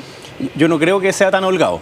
Ojalá que sea 62-38. Primero, eso, ¿tiene un pronóstico? No, yo creo que es más cerca como de los 56-57, digamos, que de los 62. Que de los 62, sí, pero si fuera así. Pero hoy igual es una distancia muy grande, muy apreciable. importante, y entonces José Antonio Kast va a ser el presidente chileno más votado en la historia de Chile. O sea, si es 57 van a ser 14 puntos porcentuales de diferencia, así que ya... Que es gigantesca, y con millones de personas dándose soporte. Yo creo que la experiencia... ¿No teme la aplanadora? La experiencia chilena y latinoamericana nos ayuda. A ver. O sea, yo creo que varios de ellos vieron la experiencia de Milei, que en esta primera vez que él pasa, ¿te acuerdas cuando Milei pasa como la segunda vuelta en el equivalente? Él dice algo así como, o se suman o se van. Sí. Entonces, esa fue una lógica como de aplanadora completa y total, y obviamente no le significó un buen triunfo inicial. Y después como que empezó a agarrar más personas. Yo creo que acá no estamos en la situación de Argentina, es muy distinta, ni José Antonio Kast es Milei. Sin embargo, yo creo que las señales que ha dado en estas últimas 3 semanas van en la línea contraria a lo que hicieron en Argentina, ¿no? Como que o te sumas o te vas, sino que es más bien cómo nos juntamos para hacer los cambios que son necesarios en la emergencia. Ahora, una cosa que puede ser particular, que es que el éxito del gobierno de Kast en orden y seguridad, supongamos que lo hace muy bien y que es capaz de poner barreras, digamos, a la entrada, el flujo de migrantes, de que hay una voluntad muy importante en términos de crimen organizado, etcétera. Siempre en las sociedades, después del orden y la seguridad, viene la demanda por más libertad. Y eso requiere cierta flexibilidad. Y ahí es donde Chile Vamos puede aportar también lo propio. O sea, no es solo en lo concreto, a lo largo de todo Chile, que van a necesitar personas que sepan ejecutar política pública, sino que también después es esta mirada que te permite flexibilizar tu propia agenda. Porque de lo contrario, hay algo que es inevitable, que va a haber alguna crisis. No sabemos cuándo, no sabemos por qué lado va a ocurrir. Y ahí es donde es la prueba de fuego, es el test ácido de los distintos gobiernos. Y es donde Chile Vamos tiene la experiencia A mí me tocó asumir como vocero de gobierno cuando el presidente Piñera tenía 10% de aprobación. O sea, uno sabe lo que es la resiliencia, digamos, en esos momentos. No queremos que eso pase. No era un momento fácil, digamos. No lo era, pero sin embargo uno puede salir adelante. Entonces ahí esa flexibilidad yo creo que va a ser muy necesaria y la puede entregar Chile Vamos. Cuando usted dice después del gobierno de emergencia viene la demanda por libertad, ¿a eso se refiere en una entrevista que aparece hoy día en La Tercera de la periodista Eugenia Fernández? Usted dice, no puede haber retrocesos. ¿Ve el riesgo de retrocesos? O sea, están las preguntas en estos días de como qué ocurrirá como en la agenda valórica y qué ocurrirá en algunas otras materias. Usted dice, en la entrevista dice, me siento orgulloso de que haber firmado la ley de matrimonio igualitario. Efectivamente. Que es una ley que Kast no le cae bien, digamos, por decirlo menos. Sí, y por tanto, eso ya es ley. Y como es ley, tendría que pasar por el Parlamento, y ahí yo veo que Chile Vamos tiene que cumplir un rol muy importante en articularse con el Partido Republicano, con lo Nacional Libertario, y con las fuerzas independientes, con el PDG y con quienes sean, para obtener avances. Y yo consideraría que eso sería un retroceso y por tanto no veo cómo. Derogar eso, derogar aborto en 3 causales. Exacto. Yo no veo que ninguna de esas materias se va a meter Kast en eso. No o sea, hasta ahora él ha dicho que su tema es este gobierno de emergencia, por eso te decía que su éxito puede significar luego esta demanda como por libertad, donde alguien podría empezar a dibujar, digamos, una línea sobre temas más valóricos, donde Chile Vamos tiene cierta experiencia, pero yo no creo que vaya a haber retroceso en esa materia, y al menos algunos de nosotros vamos no solo a defender, sino que promover esas ideas que hicimos en el pasado y que queremos seguir promoviendo. ¿Y cuáles serían líneas rojas para usted o para Chile Vamos? O sea, para mí la defensa de la dignidad humana es una cuestión esencial. Y, por ejemplo, el matrimonio igualitario para mí es una línea dentro de la dignidad humana. Luego viene la libertad humana, cuyo límite es la dignidad. O sea, ahí hay ciertos puntos en los cuales vamos a estar de acuerdo. Yo veo que hay quienes te dicen, oye, pero son tan distintos los republicanos de los demócratas o algunos otros independientes. Yo creo que uno tiene que recordar cómo la Concertación, junto a algunos de la democracia cristiana, que habían estado con Elwin y otros, digamos, en la tesis de que tenía que haber, digamos, un golpe de Estado, versus los que venían del PS Almeida y compañía, digamos, que habían estado por la vía armada. O sea, ese rango era muchísimo más alto, estamos en otra situación. Sin embargo, ¿hay más diferencia ahí que en las diferencias que hay ahora? Sin lugar a duda. Lo que quiero decir es que hay muchas más cosas que nos van a unir y en estos temas yo creo que Chile Vamos no tiene que ni licuarse ni amilanarse. Hay temas que para mí son centrales. La defensa de la dignidad humana, la defensa de los derechos humanos. Ya, en concreto, derogar aborto en 3 causales, derogar matrimonio igualitario, por ejemplo, no. Yo creo que de ninguna manera. Se puede. Y otras cosas, se lo preguntamos en el debate de Archi, vetar la ley de eutanasia. Vetar el aborto, o retirar o sacar de tramitación o dejar que se muera el proyecto de aborto sin causales. O sea, ese tipo de cosas son importantes para Chile Vamos. Yo creo que son importantes en términos del aborto sin causales. Yo veo que solamente lo ocuparon más bien como estrategia electoral desde una extrema izquierda. Y tampoco pasaría dentro del Parlamento actual, ya no pasó por el Parlamento actual, digamos, ya lo votaron una vez y lo votaron en contra, y yo creo que está bien que lo hayan votado en contra. Entonces, tiene que haber cierto límite. Ese no es problema, pero eutanasia. La eutanasia, de lo que decía usted, yo creo que es un punto un poquito más enredado. A mí me gustaría que se avanzara mucho más intensivamente en cuidados paliativos. Yo le pedí muy pocos proyectos de ley siendo diputado al presidente Piñera. Uno de ellos fue cuidados paliativos. Y se aprobó como el marco general de cuidados paliativos. Nosotros hoy día tenemos cuidados paliativos universales para los cánceres, pero no para otras enfermedades. Harto bien, digamos. Y funcionan súper bien. Y en los hospitales públicos, especialmente donde hay una mucha mejor capacidad. Exacto, para todos. Sin embargo, nos faltan para las otras enfermedades que son degenerativas, que son muy dolorosas, y los cuidados paliativos son demasiado relevantes. Ahora, esto es un tema personal, ¿no? Pero habiendo ya aplicado cuidados paliativos, hay ciertas enfermedades que son refractarias a esos cuidados paliativos. Y a mí me parece que ahí uno sí podría llegar a una ley de eutanasia. Sin embargo, eso me parece que es discutible, tiene que darse dentro del Congreso. Lo que pasa es que estamos en esa etapa. Sí, está avanzando. O sea, podría salir la ley durante el próximo gobierno. Y lo que veo es que el gobierno está poniéndole urgencias a proyectos de ley de manera electoral. O sea, de manera obvia, para tratar de ver si puede pegarle un masticón, digamos, a alguno de los sectores. Y yo ahí les tengo una mala noticia, yo creo que es muy tarde. Porque han sido 3 años y medio de un muy mal gobierno. Entonces, la principal carga que tiene Janet Jara no es su militancia del Partido Comunista, es ser continuadora de un mal gobierno del Frente Amplio con el Partido Comunista. Hablemos un poco del debate de Natel del próximo martes. Algo insinuó, le gustaría ver a un Kast más definido, más preciso en sus respuestas, ¿no? O sea, en los debates de la vez anterior, digamos, no en esta elección presidencial, sino que la vez anterior, él jugaba un rol que era mucho más activo. Yo entiendo que hoy día estamos en una situación distinta. Por de pronto él es el que va primero. Él es el favorito ahora y no era el favorito hace 4 años. Efectivamente, es el favorito, por tanto tiene que tener bastante cuidado. Creo que ha hecho muy bien en no pisar el palito en algunas cosas. El no picarse. Y no picarse. Ya. Para aquellos que somos picados, digamos, y que somos apasionados, entonces, por eso te decía. ¿Usted se pica en los debates, sí? He aprendido a contenerme. Ah, ya. Pero esta es como una pelea desde... Yo me acuerdo cuando era ministro no se picaba, en la entrevista no se picaba. No, claro, pero esto es algo que he ido trabajando desde sexto básico en adelante. Ya, o sea, un trabajo largo ya. Tengo 45 años, han sido como 35 años. Ya, bueno, no se picó. Claro, no se picó. yo creo que eso está súper bien. Pero tiene que ser más preciso en algunas cosas. Pero tiene que ser más preciso en algunas cosas. Por eso te decía. Lo que decía el Quique Mujica al principio del programa, no sé si lo escuchó, que sobre migración no tenga una... Ha dicho que los va a expulsar, después que los va a invitar, después que se paguen el pasaje, después que el pasaje lo paguen los empleadores. Y todavía no explica el asunto. Ahora, hay una línea gruesa que él sí dejó que tiene efectos. O sea, el mismo hecho que haya personas que quieran salir antes de que él salga electo, significan ciertas expectativas en que la mano viene distinta. Y eso es súper claro. Entonces, ¿cuál es el mecanismo concreto con el cual tú vas a decir, mire, ¿sabes que vamos a cerrar la frontera? Vamos a poner que sea delito el ingresar de manera ilegal. Bueno, eso tiene que materializarse. Entonces, yo creo que hay un plan en donde él podría contestar con mayor acuciosidad. Y no solamente mantenerse en una línea como gruesa de decir, nosotros lo que queremos es frenar el ingreso y al mismo tiempo que hayan expulsiones, que se pueden, porque en el gobierno del presidente Piñera nosotros hicimos 10 aviones propios, digamos, que fueron a Venezuela, y si no hay otras vías por las cuales se pueden hacer. Era la época en que Venezuela recibía aviones, eso sí. Sí, pues, pero es que los puede recibir igual, si no pueden ir a Colombia y después hacer por tierra, o sea, hay distintas fórmulas. Lo que quiero decir es que uno tiene que meterse también en el detalle de algunas de estas cosas. Pero ¿no sería bueno que José Antonio Kast diera esos detalles? Yo creo que sí. Yo creo que sí, porque te da ciertas certezas de una persona que hoy día va a ser el próximo presidente y por tanto uno necesita también cierta claridad.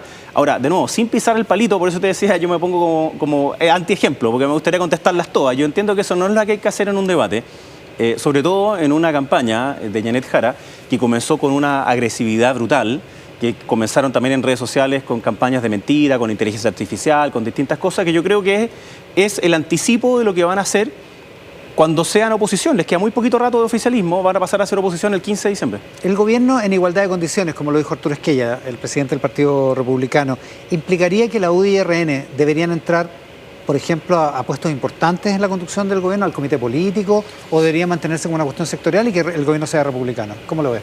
No, yo creo que Chile Vamos tiene que estar totalmente disponible a lo que requiera, en este caso, el presidente Kast, una vez que gane, digamos, el 15 de diciembre. No sé si el comité político, en el entendido de que hay un grupo de ministros que son los que están dentro de la moneda que se reúnen, pero sí tiene que haber una instancia de coordinación política estratégica. Como fue en este gobierno, que no todos los del comité político Exacto. estaban en la moneda, digamos. Había una reunión en la cual se juntaban quienes eran ministros, es decir, el Poder Ejecutivo, pero también con el Poder Legislativo. Es fundamental que uno pueda avanzar en algunas materias dentro del Congreso y que no aspire solamente a mantener, como hizo el presidente Boric, a mantener su propio 30%, porque eso te lleva a sacar algunas demandas identitarias que, claro, te sirven para el 30%, pero no te sirven para gobernar completamente. Y si nosotros seguimos en esa misma lógica, vamos a seguir descendiendo en materia de expectativas futuras. Yo veo que hay un problema de esperanza que es muy brutal. Entonces uno necesita ver que hay alguien que levanta la cabeza y que no solo la batalla entre los tuyos y los míos, y los de acá y los de acá, sino que hay una posibilidad de ponernos de acuerdo en materias que hoy día los chilenos están realmente pendientes. Yo creo que, y algo que decía en la entrevista de hoy día, ojalá que el pacto social que nosotros rehagamos, en vez de hacerlo a través de la Constitución, sea a través de la educación. Eso es lo que yo esperaría, que hubiese un cambio bien sustantivo en los próximos 4 años. Que ahí haya un acuerdo transversal. Efectivamente, porque... ¿Con una meta explícita? O sea, que nosotros tengamos liceos de excelencia, que pueden ser los bicentenarios y otros más, que los recuperemos de manera que realmente sea el mérito y el talento el que te pueda llevar lejos y el que haga que hayan estudiantes de nuestros liceos de Providencia, de los de Santiago, que puedan hacer que entren a estudiar medicina en la Universidad Católica o en la Universidad de Chile. O sea, hemos perdido a estudiantes muy talentosos que antes iban a nuestros liceos de excelencia y que entraban a las carreras más selectivas de Chile. Hoy día, lamentablemente, eso cada vez es más bajo. Y eso fue producto de malas políticas, de una ideologización en materia de educación, de sacar el mérito. Entonces yo creo que ahí hay algo en donde yo esperaría que se pueda como volver a aquietar, pero al mismo tiempo volver a promover desde la perspectiva de la educación. Dos cosas antes de cerrar. Uno, el asunto de los indultos que reabrió el diputado José Carlos Mesa, probablemente sin intención, digamos, pero que lo reabrió. Sí. En términos del indulto a los pederastas y todo eso, debería cerrarlo, Kast. ¿De alguna yo creo manera? que sí. Más aún... Para bien o para un lado o para el otro. Claro, yo creo que es más bien la respuesta de que no van a haber esos indultos. No ninguno. Claro, exacto. Hay un par de proyectos de ley que están en el Congreso que sería bueno quizás también empezar a discutirlos, en donde se le quita esa facultad de indulto al presidente de la República. ¿Si indultara a Krasnov, como acusa Jara? No, si lo lo que pasa indultara, es que, ¿a usted qué le parecería? Mira, un criminal que está en la cárcel condenado a 1047 años de cárcel debe permanecer en la cárcel, digamos. O sea, esa es una línea roja absoluta, completa y total. Para mí la defensa de los derechos humanos significa también una promoción de los derechos humanos. No solo sobre pasado, sino que sobre presente y sobre futuro. Y una persona que está condenada a 1047 años de cárcel tiene que permanecer en la cárcel.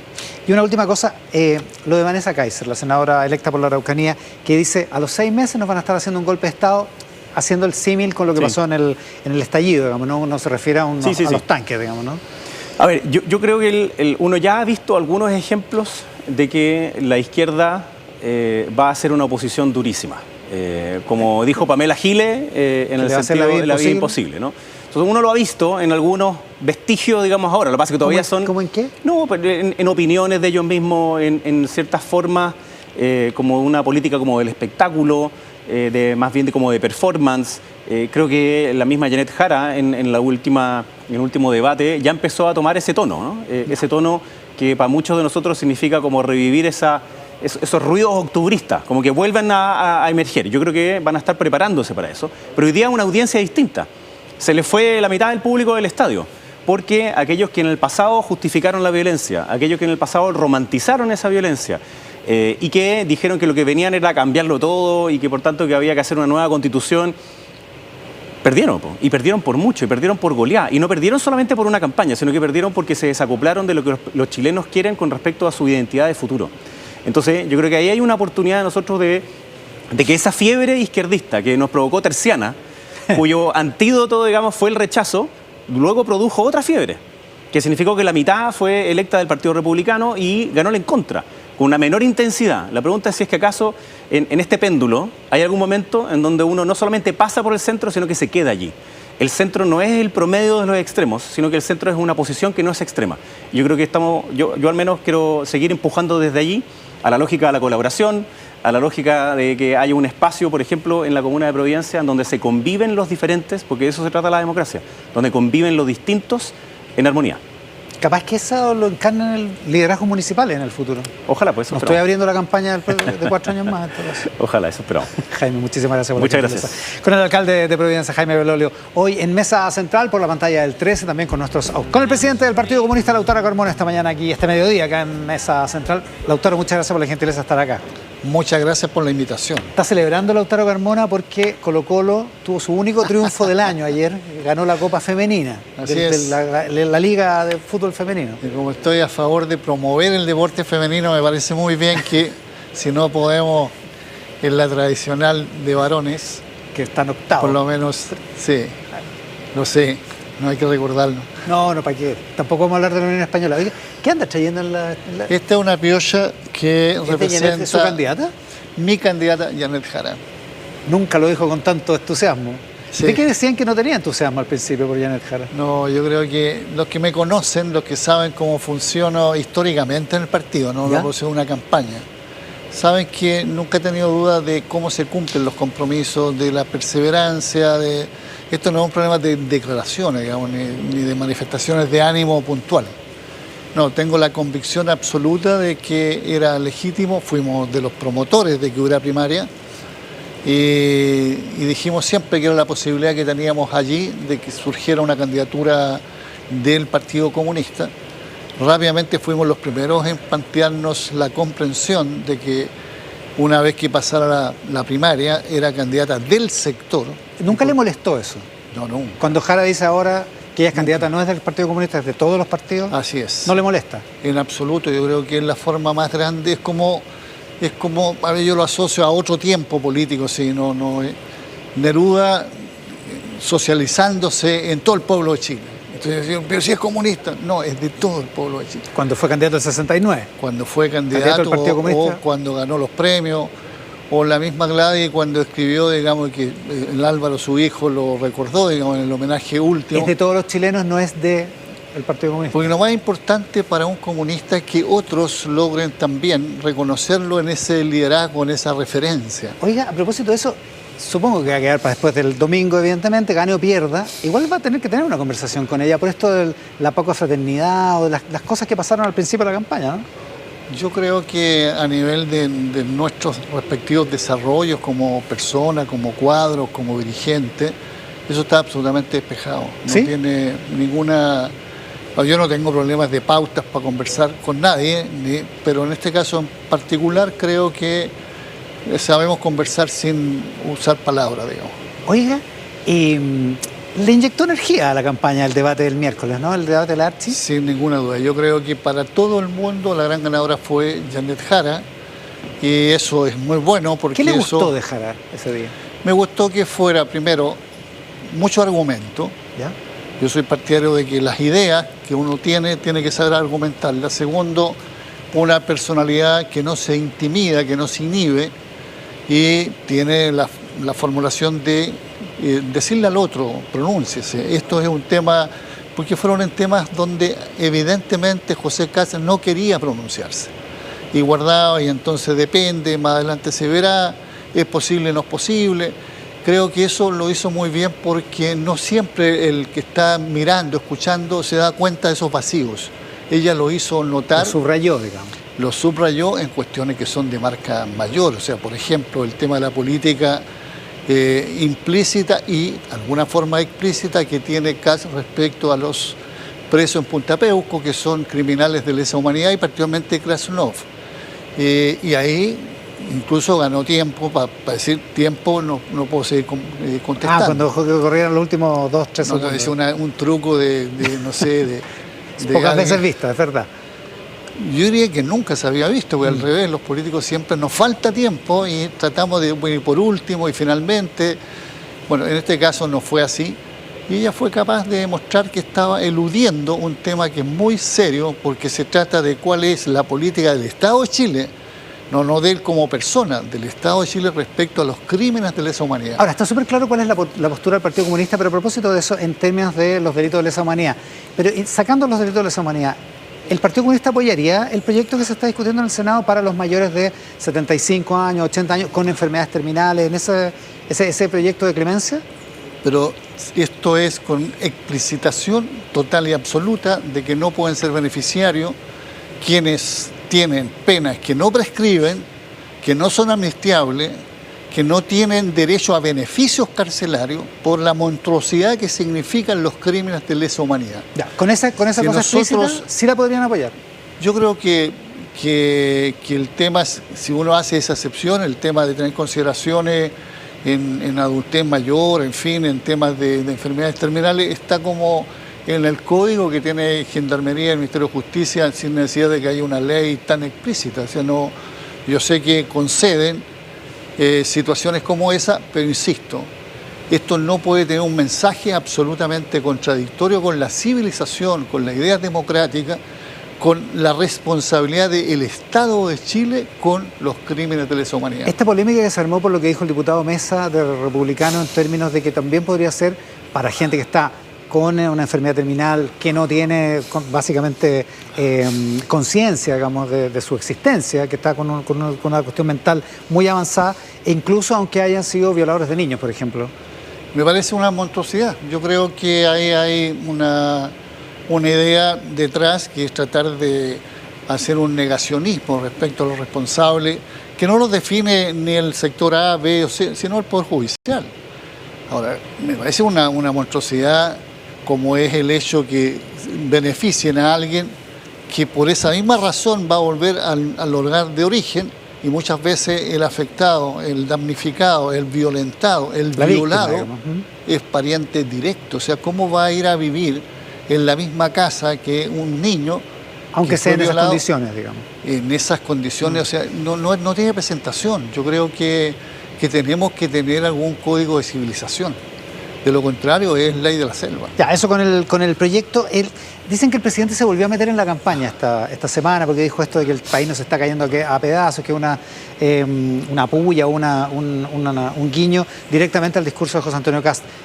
¿Le molesta que el gobierno se meta en la campaña? A ver, yo tengo la suficiente comprensión que en la vida ocurren cosas simultáneas, 2, 3, 4, 5 y todas muy importantes, y a veces pueden ser aparentemente contradictorias entre ellas. Sin embargo, creo que en este caso lo que ha hecho el gobierno y el presidente en particular ha sido usar su condición de presidente para pronunciarse sobre temas que están vinculados a la política nacional y espero yo que lo comprendamos así, que tampoco se acentúen los tonos de parte del Ejecutivo respecto a ese espacio propio y legítimo, y me gustaría, digamos, que desapareciera cualquier idea de contradicción que afecte a las partes. Porque esa idea subyace cuando Janet Jara dice yo preferiría que el gobierno se dedicara a gobernar, digamos. Pero sin ninguna duda, o sea, yo leo perfectamente y creo que lo que también dice Janet es absolutamente justo, cierto. Cuando se quiere vincular al tema de campaña, o sea, una cosa es gobernar, otra cosa es la campaña, tiene puntos de encuentro. Entonces ahí tiene que haber madurez, habilidad y yo diría sabiduría para saber hasta dónde se llega, no se llega, cosa que las partes no se sientan tensionadas porque hace falta sinergia positiva. Habilidad, madurez y sabiduría del gobierno, digamos, en este caso, del presidente. De las partes que les toca exponer, digamos, de todas las partes les toca exponer. De hecho, eso, ¿es un obstáculo el gobierno para la candidatura? ¿Una mochila el gobierno para la candidatura de Janet Jara? No, yo no la siento así. ¿El que sea vista como una candidatura de continuidad? Yo no. Es que yo creo que ahí es otro punto ese. A ver. En mi opinión, no existen en la vida candidaturas, y voy a hablar no solo de esta, de continuidad, porque sería desconocer el curso de la historia. No puede alguien estar, como decía un sabio peruano, no es copia ni calco, un proceso de otro. Cada proceso tiene su originalidad, su autenticidad y su crecimiento propio. No, y también su estilo, su impronta, digamos, pero no era Frey, no era Frey Ruiz Tagle continuidad de Elwin, no era Lagos continuidad de Elwin y de Frey Ruiz Tagle, no era Bachelet la primera. Lo que pasa es la continuidad te la da otra cosa, era una misma coalición. ¿Ya? Yo no estoy seguro que eran gobiernos iguales. Por lo pronto no son ninguna posibilidad. Todavía me acuerdo de haber tenido un intercambio como partido.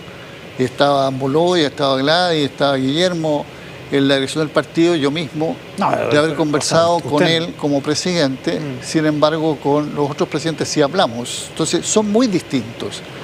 Y en este caso es un proyecto distinto que incluso tiene una base de sustentación más amplia que la que tiene la coalición de gobierno, porque tienes que integrarle la democracia cristiana sí o sí. Y eso le pone un elemento no de número, sino cualitativo. ¿Pero qué sería lo distinto en un gobierno de Janet Jara? ¿Distinto a este gobierno? ¿Qué haría distinto? Bueno, yo creo que ella misma lo ha explicado en una forma de abordar a tiempo y ojalá con cierta premura positiva, sin que eso signifique pasarse de largo, digamos, en cuanto a la autoexigencia, temas que son cosas que angustian o preocupan a zonas de la población. Cómo abordar la política, no sé, de seguridad pública, cómo abordar la política de vivienda, con qué intensidad.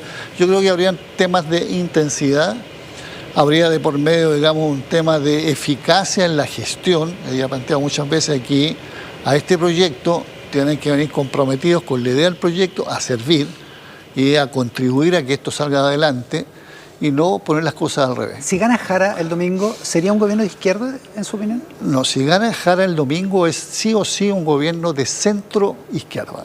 ¿Y eso no le molesta? En absoluto. ¿Usted como presidente del Partido Comunista? No, pues yo voy a ser parte de la coalición, así como tampoco al centro le molesta. Lo que pasa es que algunos dicen, a lo mejor ganar o perder, pero con las ideas propias, no con este discurso medio socialdemócrata, digamos. Qué buena pregunta, porque no existe el camino propio hoy por hoy. La única vez que en Chile había un camino propio, duró lo que duró, fue el triunfo de Frei Montalva con un copamiento mayoritario de la ADC en el Congreso. Nunca más ha habido. 64-65. Siempre se requiere de otra fuerza que contribuya. Y ya cuando otra fuerza contribuye, tú estás ya disponiéndote a buscar un punto de encuentro mínimo común entre las partes. Es que interesante esto, porque son 9 ¿usted se acuerda cuando empezó a dibujarse la idea de una candidatura de Janet Jara que circulaba en una especie como de panfleto al interior del Partido Comunista, que decía cosas que usted no sabe de Janet Jara? Uno, es socialdemócrata, como si fuera un insulto, digamos. Y bueno, el programa de ahora uno podría decir con bastante certeza que es socialdemócrata, digamos. O sea, hay una parte de la base del Partido Comunista que supongo que no le debe gustar un gobierno así, ¿no? Yo quiero precisar, no me hago cargo de que ese panfleto, lo que sea, o dicho, era un lo que flyer sea, red, digital, cualquier digamos. cosa que haya asociado a Janet con una connotación socialdemócrata sea de origen titular del Partido Comunista. Bueno, de hecho era un anónimo, pero Entonces, circulaba en... eso como primera cosa, porque yo lo hubiera discutido, lo primero. Ya. Lo segundo, la posición nuestra no es antagónica respecto a una posición socialdemócrata al punto que tiene una convergencia de unidad. O sea, no es una mala palabra. No es una porque aberración. En ese texto era un insulto, digamos. Lo que hay es que eso ya es una cultura distinta de lo que son los códigos de formación. Es decir, la formación de izquierda, la formación, uno diría, revolucionaria, podría ser contraria a la formación social. El tema es cuál es la orden del día en la política nacional real, y no la inventada, no la que uno quisiera. Y la orden del día es la transformación de una realidad a favor de inmensas mayorías en cuestiones que son muy básicas y vinculadas al bienestar y la calidad de vida. Por preguntarse así francamente, la orden del día no es un gobierno leninista, digamos. No lo es, no lo es. O sea, un gobierno Jara no sería un gobierno marxista de ninguna manera. No puede ser, porque tú tienes gente que tiene pensamiento cristiano, como la DC, o pensamientos laicos distintos. Bueno, la propia social... candidata es católica, a propósito.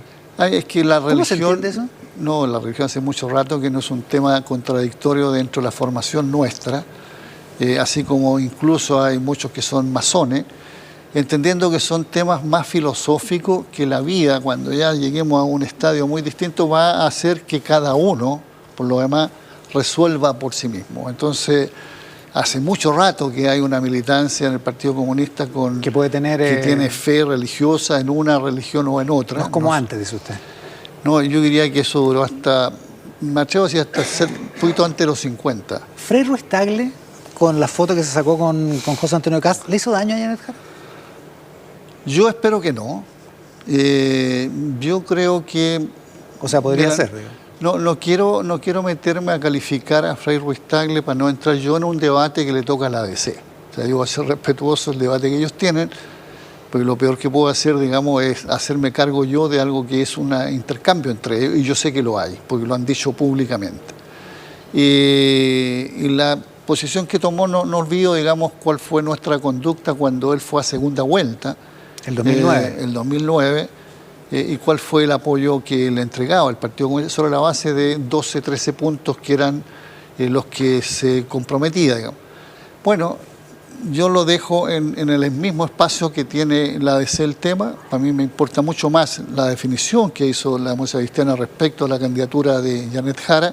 La valoro. Les costó, digamos, una discusión al punto de cambiar a un presidente de partido. Y sobre esa base tengo expectativa que la influencia en el mundo demócrata cristiano sea mucho más grande la que tiene el partido mismo que alguna de las figuras. Ya, pero usted recuerda, o sea, hay una cierta ingratitud, digamos, por el apoyo que en enero del 2010, en la práctica, el Partido Comunista le dio a Frei Ruiz-Tagle en su segunda campaña. Lo que pasa es que la política cada día tiene su afán, digamos. Yo eso se lo acepto a cualquiera. Si él tiene un pensamiento que modificó valoración respecto al papel que los comunistas podíamos jugar, bueno, lo explicitó y así, digamos, ha pasado en esta vez o en otras veces sobre el Partido Comunista y sobre otros partidos en que políticos o referentes ajustan posición con el tiempo, digamos, no son la misma posición que hubo de origen. Estamos llegando incluso a debates como qué va a pasar si los parlamentarios cambian de tienda política, y bueno, hay una reforma propuesta en camino, no sé si va a cuajar o no, tratando de por la vía... El Partido Comunista tuvo ese problema, digamos, sí, en este periodo parlamentario. Tratando que por esa vía se pueda, digamos, ordenar y dar una señal más seria a quiénes son los ciudadanos. Oiga, una última cosa. A propósito de la toma de San Antonio, la candidata dice en el debate de Archie, el tema de la toma de San Antonio es una excepción, pero en mi gobierno, y esto es un cambio respecto de lo que venía pasando en la campaña anterior, las tomas, las usurpaciones se van a desalojar, van a proceder los desalojos. ¿Usted está de acuerdo con eso? Es que eso tiene que ver con una política que sea con sentido de temporalidad. O sea, si tú vas a aplicar una política como debe aplicarse, digamos, si está planteado que las reglas del juego son para todas y todos. La excepción es la excepción nomás. Y dejas pasar 6 años. Este es un tema de un acumulado, no del gobierno de Boris, digamos. Esto tiene En el caso de San Antonio, claro. 6 o 7 años, si no me El equivoco. 2019, 6, sí. Tienes que actuar con sentido de tiempo. Lo otro ya... Ya, pero el criterio general. Ya ahí está sacando... El criterio general, la erradicando. usurpación se desaloja. La ley- Es que no es lo que votó el Partido Comunista ni es lo que respaldó el Partido Comunista en la discusión parlamentaria, por ejemplo, de la ley de usurpaciones. Por eso le pregunto si está de acuerdo con Ya, ese pero principio. referido, o sea, siempre está referido a que cuál es el fair play, cuál es la legalidad que va a funcionar. Nosotros podríamos mejorar esa legalidad, pero tenemos que hacerlo. Mientras no tengamos una mayoría que lo logre respaldar, tenemos que asumir estas son las reglas del juego. Y las reglas son desalojar. Sobre esa regla del juego hay no solo en el desalojo o radicación, sino finalmente en el tema de la prioridad en la expectativa del derecho a la vivienda. Yo creo que ese es el tema más sensible. Bueno, es que eso es lo que está de por subyace, medio. claro, pero Y desde esa perspectiva, digamos, yo espero que haya todas las agilidades del mundo para que la fila se respete en igualdad de condiciones de las exigencias, por cierto. En el caso de la toma, yo espero que no haya por medio nadie que tenga segunda vivienda, que no haya de por medio nadie que tenga una extensión de terreno porque el trazado lo hicieron entre ellos, que sea mayor que los demás. O sea, que haya de verdad una señal que se está tratando de resolver en la forma más tremenda el derecho a la vivienda para construir familia. Y si eso es así, un tratamiento político con esas consideraciones corresponde, y eso no significa señal para que a todo evento, digamos, la gente cope el territorio. se y pueda tomar tome, algo y vaya a recibir una solución del y Estado. sobre todo cuando no son terrenos fiscales, digamos. Lautaro, muchísimas gracias por la gentileza de estar acá. Gracias a ti. Con Lautaro Carmona, el presidente del Partido Comunista, en esta edición de Mesa Central, también con de Mesa Central, la transmitimos por el 13, en simultáneo con Tele 13 Radio, T13 en vivo en todas nuestras plataformas, y los dejamos desde ya con la edición de Tele 13 Tarde que conduce Andrea Pino, acá en el 13 y en T13 en vivo. Muchas gracias por estar ahí.